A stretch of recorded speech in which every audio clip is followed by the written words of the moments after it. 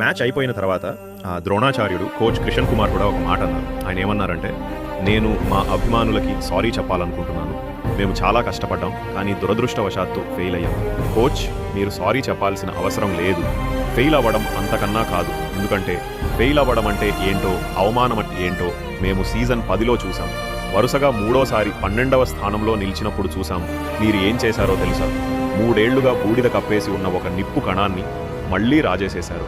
12వ స్థానంలో ఉన్న జట్టును పెర్ఫార్మెన్స్ అంటే ఇలా ఇవ్వాలి అని క్వాలిఫైయర్ 2 వరకు తీసుకొచ్చారు. సూపర్ స్టార్లు ఉంటే చాలు అనుకునే తత్వానికి చరమగీతం పాడి టీం అంటే ఏంటో ఈ లీగ్తో మళ్లీ చూపించారు.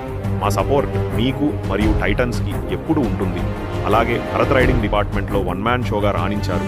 మీ అభిప్రాయాన్ని కామెంట్ సెక్షన్లో షేర్ చేయండి. మరియు మీకు ఈ వీడియో కనుక నచ్చితే please like, share and subscribe Factnama Telugu channel. మరిన్ని అప్డేట్స్తో మళ్ళీ కలుద్దాం. Until then, signing off from Factnama Telugu channel.